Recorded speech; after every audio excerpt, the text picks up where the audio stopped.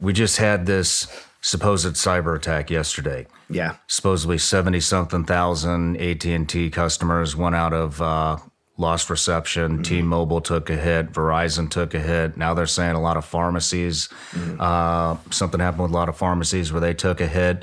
And first it was just an outage. There's a Chinese solar flare. Yeah, that was Chinese. So yeah, but now they're reporting this morning. Everything I'm seeing is saying that it was a cyber attack, and so this is something that, I mean, how do you prepare for a cyber attack? Have you thought about this? I have a lot. When it first happened, first thing, everybody was like, "We get hit by EMP." Well, EMP is like, that's much different than a cyber attack, right? EMP is going to be anything that's actually functional. Like functionally operating machinery and stuff that requires electronics is going to be shut down. So the thing about cyber attack is it could be much more targeted. It makes it much more dangerous because you could hit somebody's infrastructure but protect your own. And so everybody's worried about EMPs, but cyber attacks are much more advanced and much more targeted. And so that was the first thing I thought happened right away when I seen multiple carriers go out, and it wasn't just those major ones; there was a lot of smaller ones too. Was it? All at one time. And it's like, and so right away I thought, this is a cyber attack and it's coming out. And then I joked about this Chinese solar flare because they said it was a solar flare. I'm like, oh, a Chinese solar flare.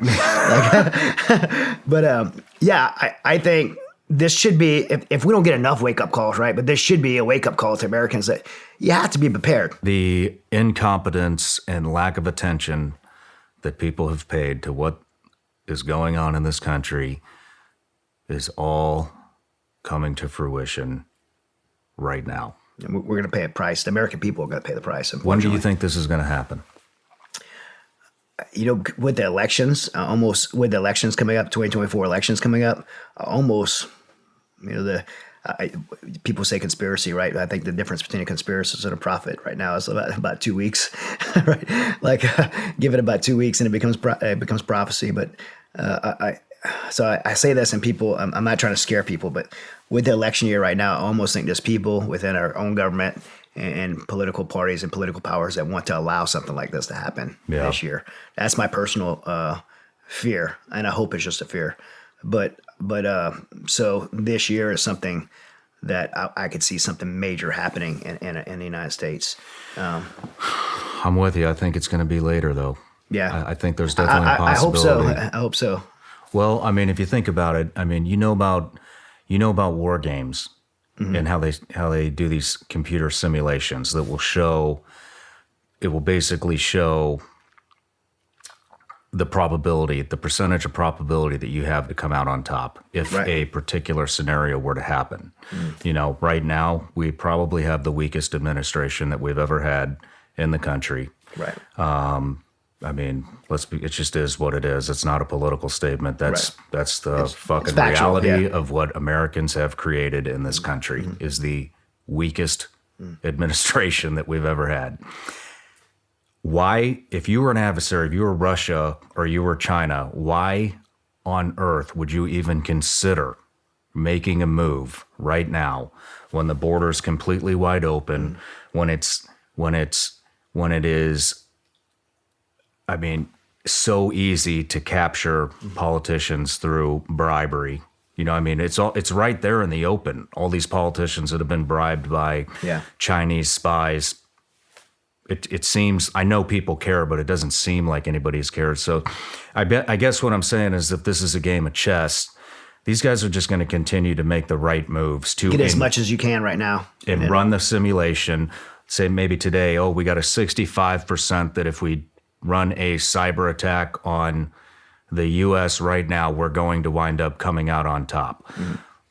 What can we do to improve those numbers? Right now is the time for them to be improving the numbers. Rerun the simulation. All right, now we're at a 75% probability that we're going to come out on top. Let's run it again. Let's insert some more whatever, let's...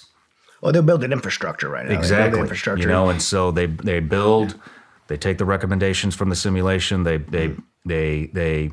put it into motion, then they rerun the simulation. It ups the probability that they're going to come out on top.